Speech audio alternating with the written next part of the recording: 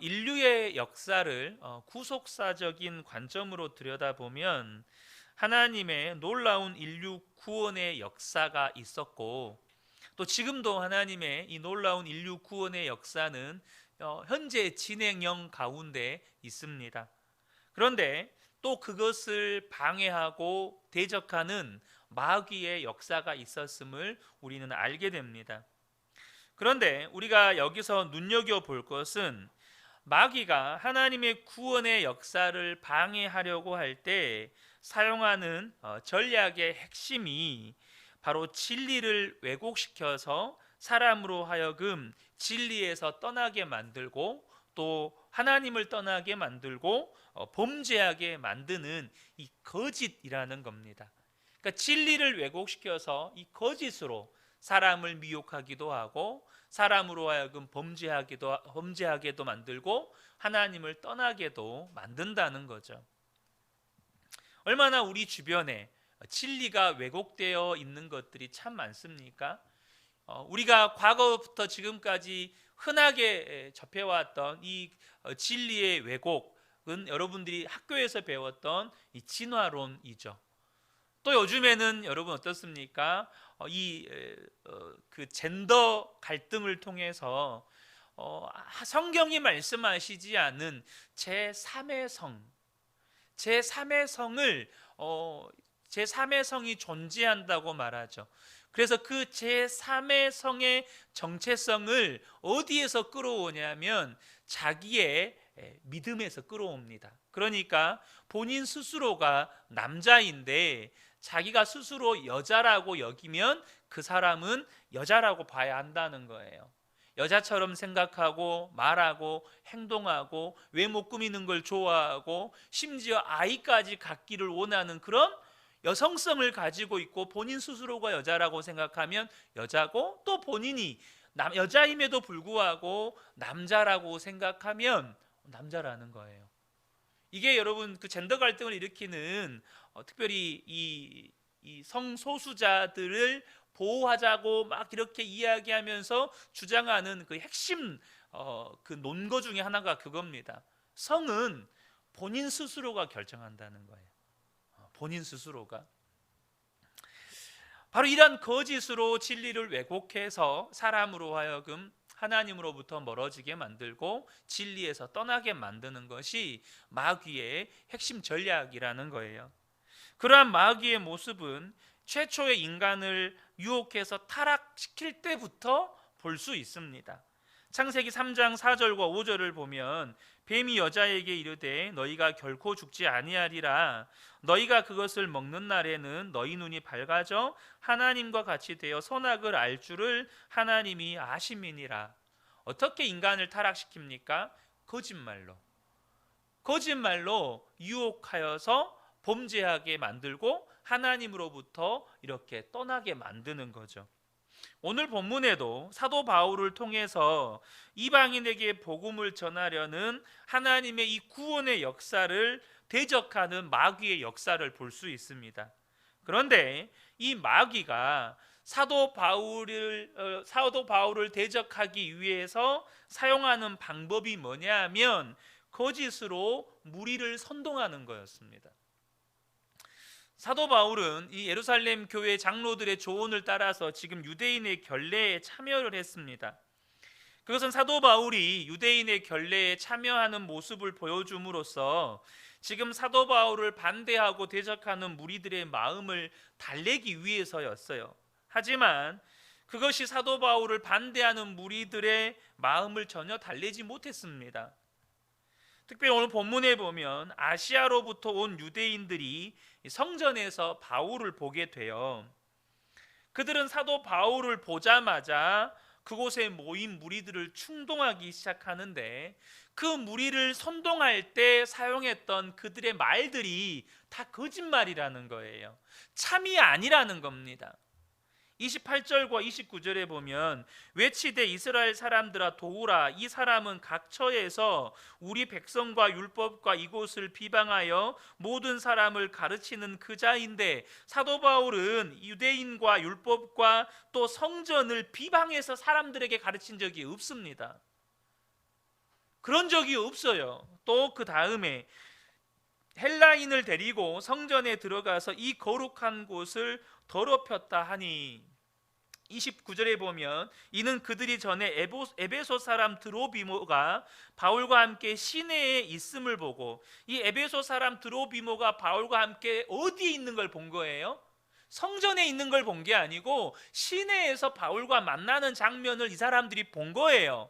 근데 이 사람들은 바울이 그를 데리고 성전에 들어간 줄로 착각을 한 거예요. 그들이 여러분 이미 바울을 믿게 보니까 그렇게 보이는 거예요. 여러분 바울이 누굽니까? 누구보다도 율법과 유대인의 전통에 정통한 사람입니다. 누구보다도 율법을 잘하는 사람이에요. 누구보다도 히브리인 중에 히브리인이라고 말하는 사람이에요. 그래서 뻔히 그가 혹시 이방인을 성전에 데리고 들어가면 어떤 일이 일어날 것을 아는데, 여러분 이 드로비모를 성전에 데리고 들어갔겠습니까? 특별히 지금 에베소 사람 드로비모를 유대인들이 알아보았다라는 이 말을 통해서 뭘 짐작해 볼 수 있냐면, 지금 이 아시아에서 온 유대인들은 아마 에베소에서 온 유대인들일 거라고 추측이 가능해요. 특별히 이들은요, 여러분 에베소에서 무슨 일이 일어났습니까? 사도 바울이 복음을 전할 때 너희들이 섬기는 이 신들은 헛된 신들이다, 거짓 신들이다, 이것을 에베소 사람들에게 이야기했단 말이에요. 그때 에베소의 은세공업자들이 자기들의 돈줄이 막힐 것을 두려워한 나머지 그곳에서 폭동을 일으키죠. 사도 바울을 잡아 죽이려고. 그런데 그때 그 폭동에 사도 바울을 미워했던 유대인들도 함께 동참했을 것이고, 그 무리들 중에 일부가 이 에베소 사람 드로비모를 알아보았을 것이다라는 추정이 됩니다. 그런데 앞서 말씀드린 것처럼 이 아시아에서 온 유대인들이 사도 바울을 죽이기 위해서 이곳에 있는 유대인들을 선동할 때 그들이 했던 말들이 다 거짓말이라는 거예요. 다시 말하면 우리 루머라고 하죠. 그 루머 중에서도 악성 루머라고 하죠. 그 루머를 만들어서 사람들에게 외치는 겁니다. 있지도 않는 말들을 만들어서 지금 사도 바울을 죽이려고 무리를 선동하는 거예요. 그래서 여러분 어떻게 됩니까? 사도 바울이 결국 그들에게 이제 끌려가서 이렇게 집단 구타를 당하게 되죠. 여러분 이들이 왜 이런 악성 루머를 만들어낼까요? 먼저 표면적으로 보면 그들은요, 사도 바울이 너무 싫어요. 사도 바울이 너무 미워요. 특별히 사도 바울이 이방인 지역에서 얼마나 성공적인 사역을 했는지 이들은 너무나도 잘 알고 있어요. 사도 바울이 가는 곳마다 기사와 표적들이 나타나고 수많은 예수 믿는 사람들, 예수님의 제자들이 늘어나고, 이것들을 너무너무 이들은 목격했고 들었어요. 특별히 누가는 사도행전에다가 바울의 몸에서 손수건이나 앞치마를 가져다가 병든 사람에게 얹기만 해도 병이 떠나가고 귀신도 나갔다고 기록하고 있습니다. 그래서 이 사도 바울이 얼마나 성공적으로 사역했는지를 너무 잘 알고 있기 때문에 이 사도 바울의 사역을 방해하고 실패하게 하려면 그의 평판을 떨어뜨리는 것이 가장 빠른 거예요. 그를 몹쓸 사람으로 만드는 것이 가장 빠른 거예요. 그를 죽일 사람으로 만들어 놔야 되는 거예요. 우리가 표면적인 이유는 그렇습니다. 그런데 여러분, 저와 여러분은요, 더 본질적인 걸 보실 수 있으셔야 돼요. 뭐냐 하면 그들의 배후에 역사하고 있는 마귀가 거짓의 아비이기 때문이에요. 그래서 마귀가 사용하는 전략이 뭐냐면 진리를 왜곡시켜서 거짓을 진리인 것처럼 사람들에게 주입하고 그것을 믿게 만든다는 거예요. 제가 앞서도 말씀드렸던 것처럼 우리는 진화론을요, 진리처럼 배웠고 그렇게 수많은 사람들이 믿고 있어요.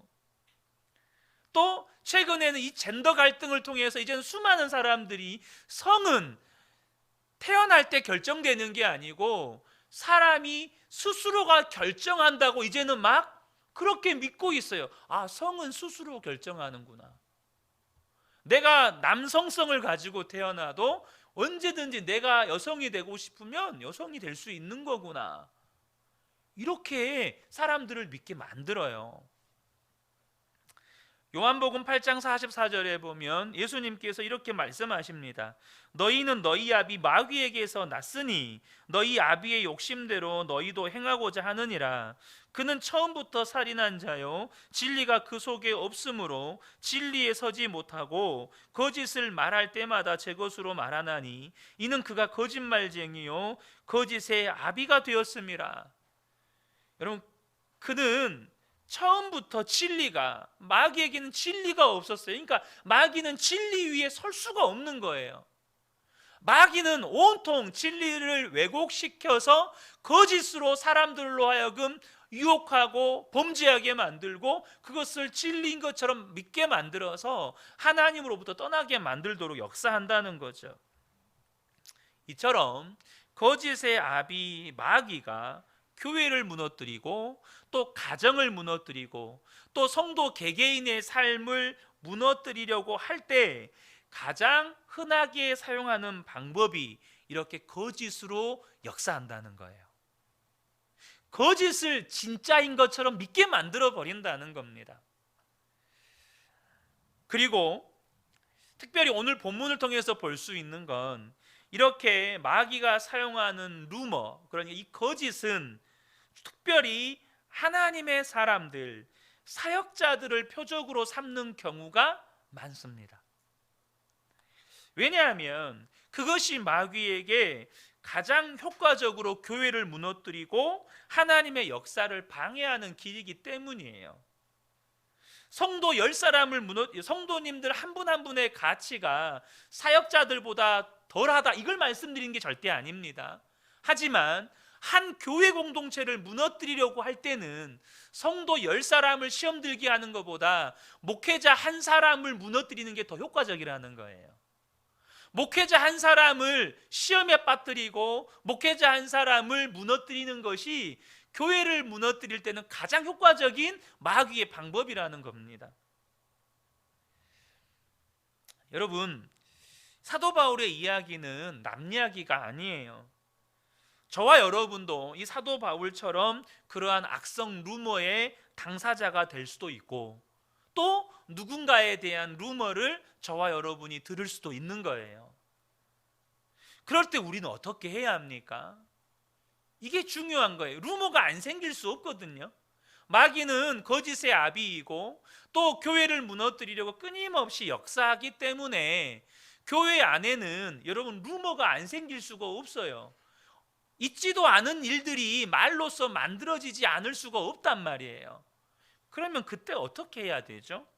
이렇게 하나님의 역사를 대적하고 교회를 무너뜨리려고 하고 하나님의 사람들을 공격하는 이 마귀의 역사인 거짓말들, 이런 루머들이 들려올 때 저와 여러분들이 영적으로 분별할 수 있으셔야 하고 거기에 대해서 저와 여러분이 경계하실 수 있으셔야 한다는 거예요. 먼저 우리에게요, 영적인 분별력을 가지고 그것들을 경계해서 대적하시려면 우리에게 먼저 믿음이 필요합니다. 어떤 믿음일까요? 오늘 제목입니다. 어떤 믿음이냐면 거짓은 진리를 이길 수 없다라는 믿음이에요. 이 믿음이 우리에게 필요하다는 거예요. 여러분, 사실 마귀는 한 번도 하나님을 이겨본 적이 없습니다. 아멘이십니까? 한 번도 하나님을 이겨본 적이 없어요.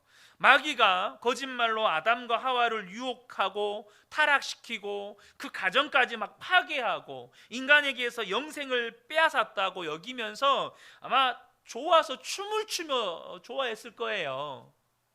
근데 여러분, 그때요, 하나님은요 그런 마귀 머리 꼭대기에 앉아 계시는 거예요.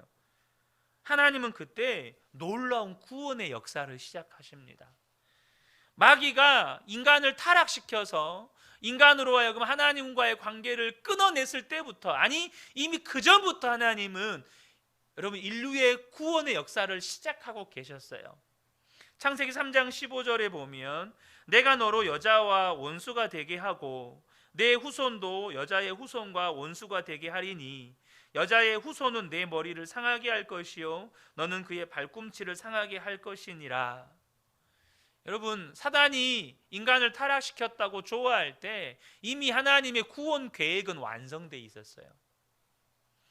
하나님께는 모든 구원 계획이 다 있으셨다고요. 마귀가 인간의 몸을 입고 오신 예수님을 십자가에 못 박아 죽일 때 하나님이신 예수님을 십자가에 달려 죽였다고 춤을 추며 좋아했을지 모릅니다. 그런데요, 예수님이 돌아가시고 성전의 휘장이 찢어지는 것을 본 순간 마귀는 절규합니다. 왜요?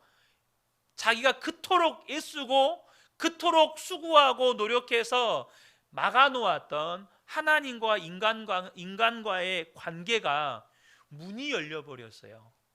자기가 그렇게 모든 수단과 방법을 동원해서 하나님과 사람 사이의 관계를 끊어놨는데 하나님과 사람 사이에 화목할 수 있는 여러분 구원의 문이 열려버린 거예요.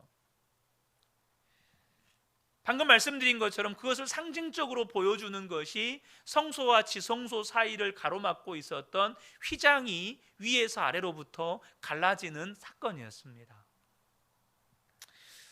우리 인류의 역사가 1900년대 초중반에 접어들면서 지구의 절반을 붉은 물결이 휩쓸었습니다. 그것은 바로 유물론을 기반으로 한 공산주의와 사회주의 물결이었어요. 우리가 사회 시간이나 세계사 시간에 배운 이데올로기 시대가 도래한 겁니다. 여러분 잘 아시는 것처럼 유물론은 신을 부정합니다. 모든 것은 물질로만 구성되어 있다고 주장하죠. 그래서 그들은요 생명을 존중히 여기지 않습니다. 왜요? 인간인은 그 몸에 영혼은 없고 오직 물질로만 구성이 되어 있으니까. 그 영향 때문인지 제가 2010년도에 중앙아시아 카자흐스탄에 단기 선교를 갔을 때 선교사님께서 하시는 이야기가 뭐냐면 이들은 여전히 이 유물론의 영향을 받고 있기 때문에 생명 존중 사상이 이 밑에 깔려 있지 않다는 거예요. 그래서 TV 뉴스에서 사건 사고를 다룰 때 그곳에서 사람이 죽은, 그것도 막 피가 낭자하고 막 이런 시신들을 어떤 모자이크 처리 없이 그대로 다 모든 세대가 볼 수 있도록 다 보여준다는 거예요. 왜요? 생명에는 가치가 없으니까. 그들은 모든 종교를 부정했고 특별히 유일하신 하나님을 믿는 기독교를 철저히 말살하려고 했습니다. 러시아에서 볼셰비키 혁명이 일어났을 때, 또 중국에서 공산혁명과 문화혁명이 일어났을 때 교회는 다 허물었고 목회자들과 수많은 성도들을 처형시켰고 수감시켰고 성경은 발견되는 족족 다 불태워버렸습니다. 그것은 바로 우리 윗나라인 북한도 마찬가지죠. 얼마 전에 새벽 예배 때도 말씀드렸지만 중국은 문화혁명 때 중국의 교회들은 이제 박물관으로 들어갔다고 공산당 관료가 공식 발표까지 했었습니다. 여러분 근데 어떻게 됐습니까? 하나님을 부정하고 하나님은 존재하지 않는다, 인간은 물질로만 구성이 되어 있다라고 주장했던 이 모든 세계 모든 공산 국가들이요 정말로 소위 거지 국가들로 전락해 버립니다. 국민들은 굶어 죽어갔고 빵 하나를 사기 위해서 매일 수 킬로미터씩 줄을 서야 했습니다. 그래도 빵 하나를 구하기가 힘들었어요. 그 빵 하나 구하면 가족들 3명 4명이 그 하나 가지고 나눠 먹는 겁니다. 결국 소련 붕괴를 시작으로 공산주의 사회주의 국가들이 탈공산화, 탈사회주의화를 선언하기 시작합니다. 끝까지 버티고 있는 나라가 지금 쿠바와 북한이 있는데, 쿠바는 사실 이제 공산주의라고 말하기도 애매한 부분이 있고요. 지금 북한이 남아 있는데 핵탄두 하나 가지고 세계하고 지금 외나무 줄다리기를 하고 있죠. 그 사이에 백성들은 여전히 굶주리고 헐벗고 죽어가고 있죠. 여러분, 전 세계의 절반이 붉은 물결로 뒤덮어졌을 때 마귀는 춤을 추고 좋아했을 겁니다. 왜죠? 전 세계의 절반이요 하나님은 없다, 인간은 물질로만 존재한다. 그런 사회주의 국가, 공산주의 국가로 다 바뀌어 버렸거든요. 그러니까 마귀가 생각할 때 이 지구를 놓고 보면 하나님의 세력과 나의 세력이 거의 비등비등한 거예요. 이제 하나님하고 만만하게 싸워볼 수 있겠네. 근데 여러분, 지구상 절반에 가까운 나라들이 교회를 폐쇄하고 성도들과 목회자들을 죽이고 성경을 불태우고 그랬어요. 그런데 어떻게 됐습니까? 각 나라들을 이제 개방하고 확인해 보니까 그 어둠 속에서도 복음은 전해졌고 도리어 공산화되기 전보다 더 많은 성도의 무리가 그 나라에 있는 거예요. 더욱이 제가 2010년, 11년 이렇게 카자흐스탄에 단기 선교를 갔을 때 하나님께서 깨닫게 해주신 것이 하나가 있었습니다. 그게 뭐냐면 이것은 그 러시아 과거 이 동구권 나라들에서 선교를 하시는 선교사님들의 실제적인 이야기입니다. 이 러시아가 이 소비에트 연방공화국으로 동유럽을 하나의 언어권으로 만들어 버리다 보니까 또 이 소련이라고 하는 이 하나의 문화권으로 또 도로나 교통이나 다 그런 걸로 뚫어놔 버리니까 러시아어 하나만 가지고 이 소련에 속해 있던 모든 나라에다가 복음을 전할 수가 있는 거예요. 만약 그게 아니었다면 중앙아시아에는 각 나라의 말들, 또 동유럽의 각 나라의 말들을 배워야 하는데 러시아어 하나만 마스터하면 30여 개국 나라에다가 복음을 전할 수가 있는 거예요. 하나님은 마귀의 이 거짓 계략마저도 하나님의 역사를 이루어 가는데 도구로 사용하고 계시는 하나님이었다는 겁니다. 여러분 기억하셔야 됩니다. 거짓은 진리를 이길 수가 없어요. 이것을 굳게 믿으셔야 합니다. 그래서 실제로 여러분 우리가 이 젠더 갈등 혹은 제가 절대 여성 운동을 비난하려고 하는 게 아닙니다. 요즘에 잘못된 여성 운동 여러분 그분들이 토론장에 나오잖아요. 절대 논리적으로 이길 수가 없어요. 왠지 아십니까? 여러분 토론은요 팩트를 근거로 논리를 펴야 이길 수가 있어요.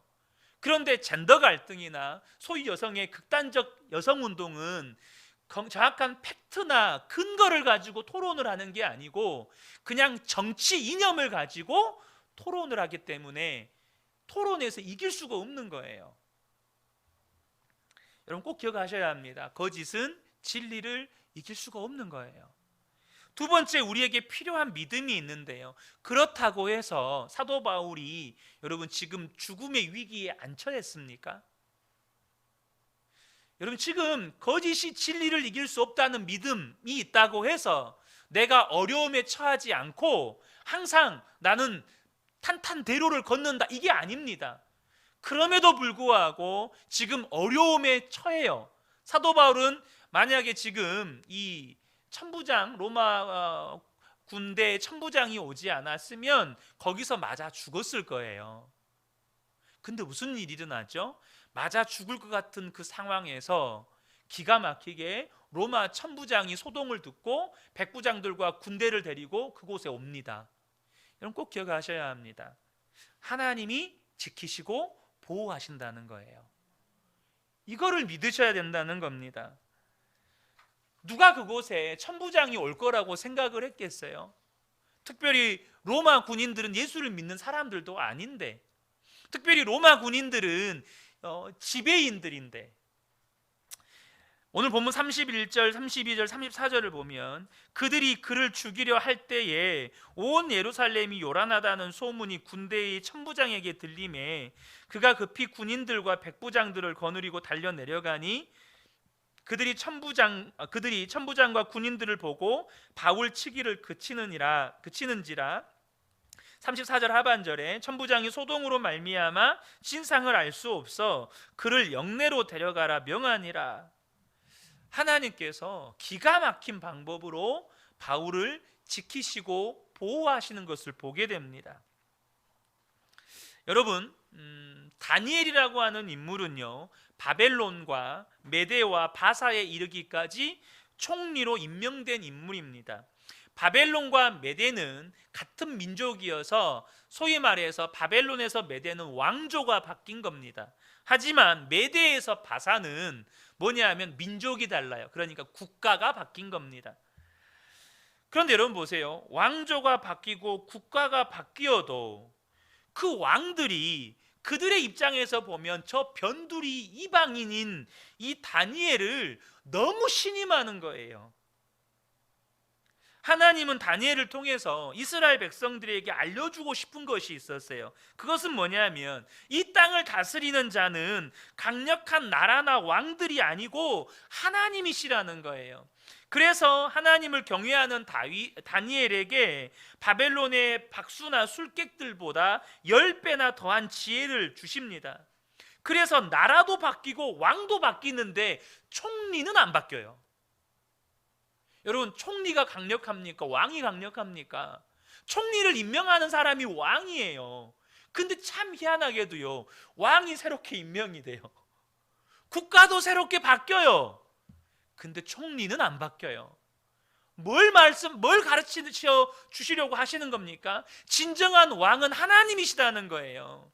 하나님이 임명해야 왕이고 하나님이 세워야 나라라는 거예요. 근데 왕조가 바뀌고 나라도 바뀌고 왕도 바뀌었는데 다니엘은 안 바뀌어요. 총리는 안 바뀐다는 거예요. 이 땅에서 최고 권력자도 아닌데. 그런데 그런 다니엘을 시기하는 이들이 많았어요. 바로 왕 밑에 최고 권력자의 위치에 다니엘이 70년 넘도록 위치하고 있으니까 이 권력의 최고의 위치에 올라갈 수가 없는 거예요. 그래서 그들이 뭘 합니까? 다리오 왕을 구슬립니다. 말 그대로 딱 한 달만, 딱 30일만 왕 이외에 다른 신이나 사람에게 뭘 구하면 사자굴에 던져 넣자는 법을 만들어요. 그들이 법을 만들고자 한 이유는 왕에게 충성하기 위해서가 아닙니다. 뭐죠? 자신들이 왕 밑에 권력, 1인 지상, 만인 지하, 그 권력의 위치에 올라가고 싶어서 왕에게 위선을 떠는 거예요. 거짓을 고하는 겁니다. 또 왕은 또 어리석게도 거기에 또 구슬림에 넘어가죠. 여러분, 다니엘은 어떻게 합니까? 그냥 전에 하던 대로 기도하다가 사자굴에 던짐을 당합니다. 다니엘을 시기하던 사람들은 다 다니엘이 죽을 거라고 생각했습니다. 다니엘을 사랑했던 왕조차도 다니엘이 죽었을 거라고 생각했어요. 다음날 새벽에 밤을 지새우고 새벽이 때 왕이 사자굴로 달려갑니다.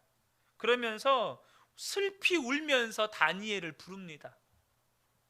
그런데 죽었을 거라고 생각했던 다니엘이 대답을 하는 거예요. 다니엘 6장 22절에 나의 하나님이 이미 그의 천사를 보내어 사자들의 입을 봉하셨으므로 사자들이 나를 상해하지 못하였사오니 이는 나의 무죄함이 그 앞에 명백함이오며 또 왕이여 나는 왕에게도 해를 끼치지 아니하였나이다. 여러분, 사실 다니엘은 다른 박수나 술객들보다 10배나 더하는 지혜가 있었습니다. 그러니까 그는 얼마든지 하나님이 주신 지혜로 그들의 계략을 상대할 수 있었어요. 그럼에도 불구하고 다니엘이 거기까지 이른 것은 뭐냐면 하나님이 지키시고 보호하셨기 때문이라는 것을 분명하게 믿고 있었기 때문이에요. 그러니까 여러분, 잘 아시는 것처럼 다니엘이 이제 포로로 막 끌려와서 왕궁에서 교육을 받잖아요. 근데 이 왕궁에서 교육을 받는 이 교육생들에게 왕의 음식이 나오는 거예요. 근데 이 왕의 음식이 신에게 바쳐진 음식임을 알기 때문에 다니엘은 그 음식을 먹지 않기로 결단하고 환관장에게 채소만 달라고 요구를 합니다. 근데 환관장도 이것이 자기의 자리가 달려있는 일이라 한 사람이라도 이게 잘못되면 자기 책임이잖아요. 안 된다. 그때 다니엘이 뭘 요구합니까? 그럼 우리 시험해 봅시다. 열흘만 딱 시험해 봅시다. 왕의 음식을 먹은 자들과 채소만 먹은 나의 얼굴을 비교해 보고, 만약에 내가 얼굴에 막 낯빛이 죽거나 얼굴에 살이 빠지거나 안색이 안 좋으면 내가 그때부터 왕의 음식 먹겠습니다. 근데 어떻게 합니까? 하나님께서 왕의 진미를 먹은 사람들보다 채소만 먹은 다니엘의 얼굴이 더욱더 윤택하게 만들어 주셔요. 여러분, 이게 다니엘의 지혜였습니까? 다니엘의 능력이었나요? 아니에요. 하나님이 지키시고 보호하셨습니다. 그래서 다니엘이요, 뻔히 그들이 이 계략이라는 것도 알고, 이미 다니엘도 그걸 알고 있었어요. 근데 자신의 지혜로 상대하지 않고 그냥 하나님이 지켜주실 것을 믿고 사자굴에 들어가는 거예요. 사랑하는 성도 여러분, 꼭 기억하셔야 합니다. 저와 여러분의 교회가 되었든, 우리 교회가 되었든, 가정이 되었든, 우리 성도님들 개인이 되었든, 이런 루머 또 거짓말들이 들려옵니다. 그것이 나를 향한 거짓말이었든 교회 지도자를 향한 거짓말이었든 들려와요. 그럴 때 여러분, 저와 여러분이 정신을 차리셔야 합니다. 아, 이거 교회를 무너뜨리려는 마귀의 역사구나. 그때 저와 여러분의 믿음을 분명히 하셔야 돼요. 거짓은 진리를 이기지 못한다. 그리고 또 한 가지, 여러분, 하나님이 지키시고 보호하신다. 다니엘은 스스로 변호하지도 않았고 변명하지도 않습니다. 그냥 하나님이 지키실 것을 믿었어요. 이 본문에서 이제 아시아에서 온 유대인들이 이 무리를 선동하잖아요. 분명 거기에는 예루살렘 교회 성도들 가운데 율법에 열심히 있는 자들이 함께 동조했을 거예요. 이제 여기서 폭동이 일어나잖아요. 그러니까 이제 거기서 바울을 미워하고 싫어하고 바울의 사역을 반대하는 이 율법에 열심히 있는 기독교인들, 그러니까 초대교회 이 유대인 그리스도인들도 여기 함께 동참을 하는 거죠. 여러분, 저와 여러분이 이런 모습이면 안 된다는 거예요. 누군가가 나에게 루머를 전해줘요. 거기에 동조해서 같이 맞장구 쳐주고 루머를 부풀리고, 그러면 나 또한 마귀의 역사의 도구가 되는 겁니다. 맞아. 내가 그 사람, 내가 신작부터 나도 의심하고 있었다고 이렇게 막 동조하기 시작하면 그때부터 나도 마귀가 사용하는 도구가 되는 거예요. 이제 저와 여러분에게 필요한 것은 그 루머를 이제는 분별하고 경계할 때 분명한 어떤, 우리가 아까 말씀드린 믿음을 가지고 이렇게 반응을 하셔야 되는데, 저와 여러분이 특별히 이것이 거짓인지 아니면 참인지 분별하기 위해서 필요한 게 있습니다. 진짜일 수 있잖아요. 그죠? 그게 거짓말이 아니고 진짜일 수도 있잖아요. 그럼 우리가 뭘로 분별합니까? 절대 저와 여러분이요, 이것이 진리인지 거짓인지 분별할 때, 여러분, 그래 내가 그때 뭔가 낌새가 이상했어, 그때 내가 무슨 의심이 들었어, 이런 걸로 분별하시면 안 돼요. 그럼 뭘로 분별하셔야 되냐? 우리가 뭘로 이것이 분별하고 이것을 경계해야 되느냐? 저와 여러분은 이걸 꼭 확인하셔야 돼요. 그게 뭐냐? 그것이 사랑인가? 이걸 보셔야 된다는 거예요. 그것이 사랑인가? 지금 루머를 만들어서 퍼뜨리고 있는 사람들이 사랑으로 그 루머를 만들어서 퍼뜨리고 있는가? 또 그 루머를 듣고 나서 나는 그 루머의 대상을 향해서 사랑의 마음이 막 일어나고 있는가? 이걸로 이것이 하나님의 역사에서 시작된 건지 아니면 마귀의 역사에서 시작된 건지를 분별하셔야 된다는 거예요. 그러면 명확해지는 거예요. 지금 이 소문을 퍼뜨리는 사람들, 이 사람들이 정말로 그 루머의 대상을 향해서 사랑하는 마음으로, 기도하는 마음으로, 긍휼히 여기는 마음으로 이렇게 사람들에게 이 말들을 전하고 있나? 아니면 당장 그 말을 듣고 있는 내 마음에서 그 사람을 향한 사랑이 새기고 있나? 이걸로 확인하시라는 겁니다. 여러분, 사랑이 없는 것이 얼마나 무서운 것인지를 아셔야 합니다. 고린도전서 13장 1절에서 3절을 보면 우리가 너무나도 잘 아는 말씀이 있는데요, 내가 사람의 방언과 천사의 말을 할지라도 사랑이 없으면 소리나는 구리와 울리는 꽹과리가 되고, 아무리 옳은 말, 심지어 그 말이 천사의 말처럼 달콤한 말이어도 사랑이 없는 말은 여러분 소음이라는 거예요. 소음. 그게 너무너무 옳아요. 한치 오차도 없이 딱 맞는 말이에요. 그럼에도 불구하고 사랑이 없는 말은 그냥 소음이라는 거예요. 소음이 뭐죠? 사람을 괴롭게 하는 말이라는 거예요. 아무리 천사의 말도 사랑이 없으면 다른 사람에게 고통을 주는 말이라는 겁니다. 또 2절에 내가 예언하는 능력이 있어 모든 비밀과 모든 지식을 알고 또 산을 옮길 만한 모든 믿음이 있을지라도 사랑이 없으면 아무것도 아니요. 우리에게 예언의 능력이 있고 또 모든 비밀과 지식도 알고 또 산을 옮길 만한 믿음이 있더라도 사랑이 없으면 하나님께 인정받지 못한다는 거예요. 여러분, 예수님 앞에 선 수많은 사람들이 주님, 제가 주님을 위해서요 죽은 사람도 살렸고 능력도 행했고 병자도 고쳤고 수많은 사람들에게 복음도 전했고 막 이런 말로 떠들어요. 근데 예수님이 뭐라고 말씀하시죠? 나는 너희를 도무지 알지 못한다 라고 말씀하셨어요. 그 사람들이 어떤 사람들일까요? 사랑이 없는 모든 비밀과 지식을 알고 있는 사람들, 사랑이 없는 능력을 가지고 있는 사람들, 사랑이 없는 믿음을 가지고 있는 사람들.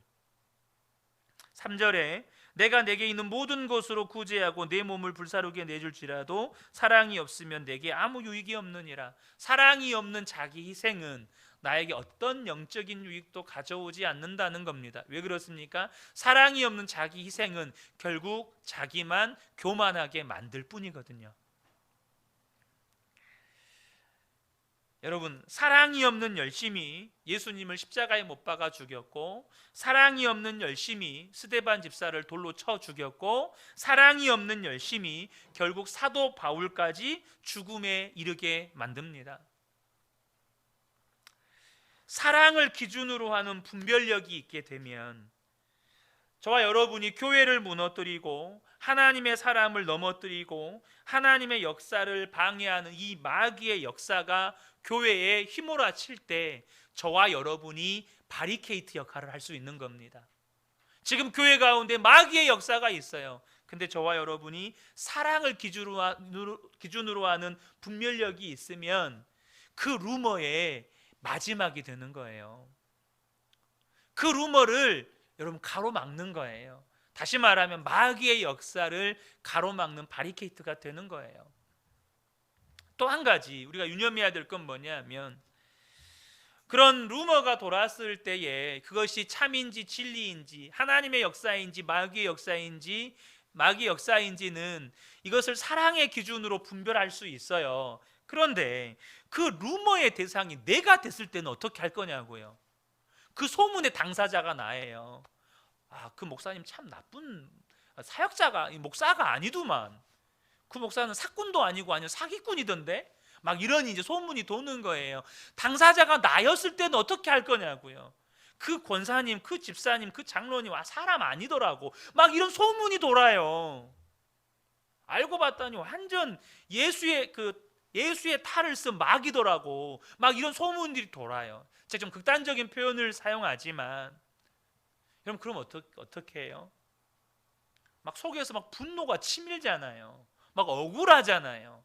있지도 않은 말들이 막 만들어지는 것을 들을 때 여러분 마음속에서 막 불이 올라오잖아요. 어떻게 해야 됩니까? 당장 가서 그 말을 만든 사람 찾아가서 머리채 잡고 싸워야 됩니까? 네가 봤냐? 막 싸워야 돼요? 증거 있냐? 아니면 일일이 그 소문들을 들었던 성도들 만나서 하나하나 자초지종 설명해 가면서 그거 다 거짓말이다, 이렇게 해야 됩니까? 어떻게 해야 될까요? 이게 참 어려운 문제인데요, 성경에는 답이 있습니다. 성경의 믿음의 사람들, 사도 바울부터 어떻게 하는 겁니까? 하나님을 믿는다면, 정말로 저와 여러분이 거짓은 진리를 이길 수 없고 하나님이 지키시고 보호하심을 믿는다면 하나님의 때를 기다리라는 거예요. 다윗에 대한 루머가 온 이스라엘 안에 퍼졌습니다. 그것은 다윗이 왕위를 노린다는 루머였습니다. 그리고 그 루머의 진원지는 왕이었습니다. 그래서 심지어 다윗에게 먹을 것 하나만 제공해도 사울왕이 군사를 보내서 다 죽여버렸습니다. 그 마을을 다 피바다로 만들어버린 거예요. 그렇게 다윗은 사울왕에게 10년이 넘는 세월을 쫓겨다닙니다.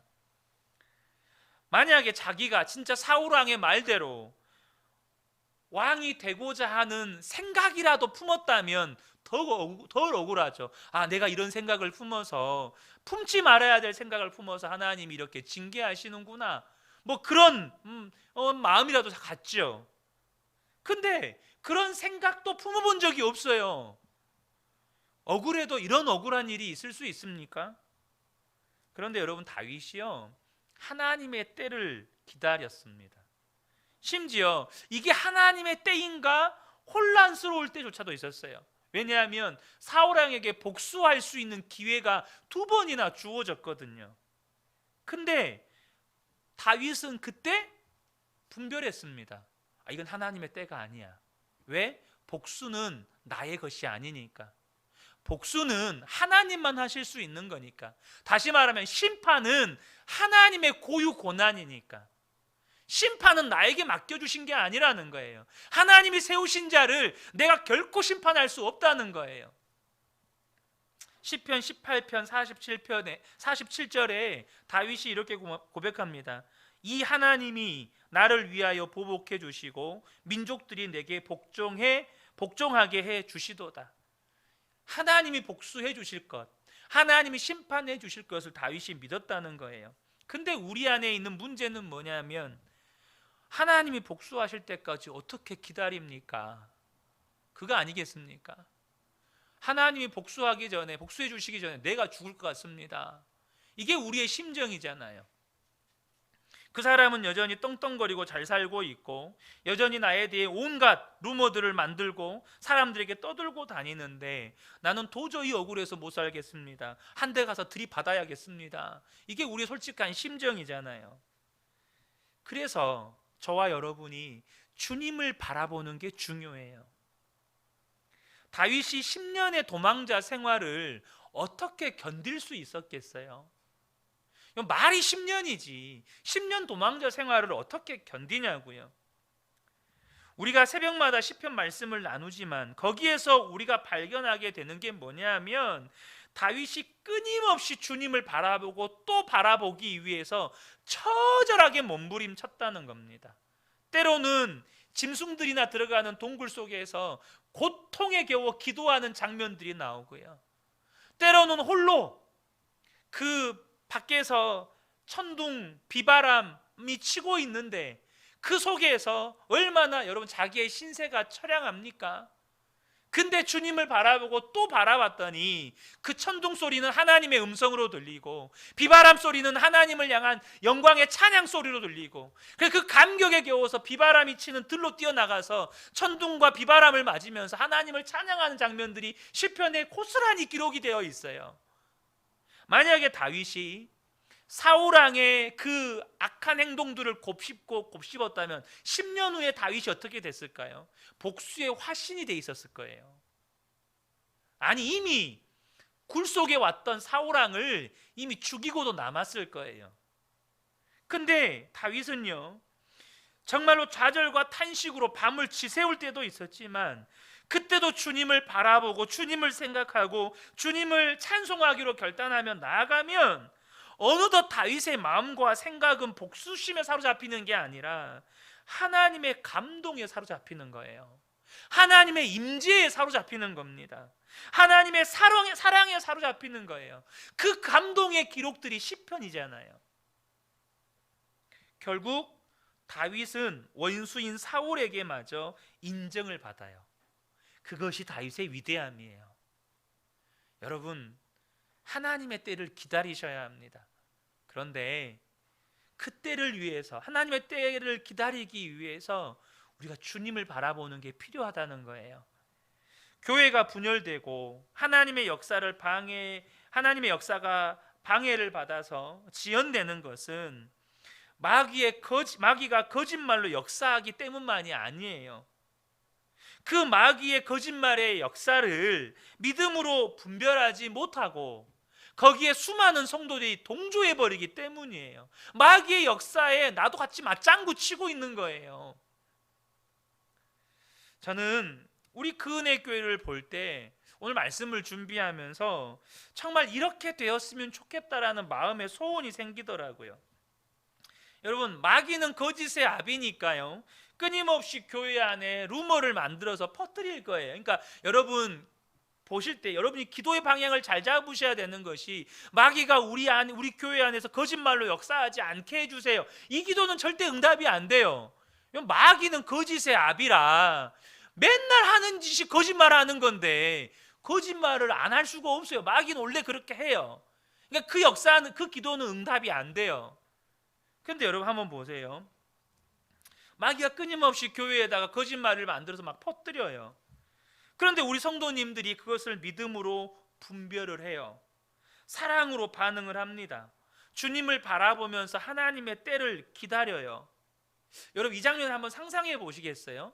마귀가요, 방화범이에요, 방화범. 그래서 교회에 와서 자꾸 불을 질러요. 막 불을 지르는데 교회 안에 탈 게 없어요. 탈 게. 불을 빡 뿜었는데 탈 게 아무것도 없어요. 또 불을 딱 질렀는데 탈 게 아무것도 없어요. 그게 뭔 말이죠? 마귀가 이게 거짓말을 자꾸 막 던지는데 거기에 동조하고 맞장구 치는 성도가 한 명도 없는 거예요. 불을 질렀는데 불이 또 꺼져버리고, 불을 질렀는데 또 꺼져버리고, 불 또 질렀는데 또 꺼져버리고. 그러니까 나중에는요, 본인이 불 지르다가 지쳐가지고 이 교회는 안 되나 보다, 이 교회는 도저히 내가 역사할 수 있는 교회가 아닌가 보다, 본인이 제풀에 지쳐서 떠나가는 거예요. 너무 통쾌하지 않습니까? 저는 그렇던데요.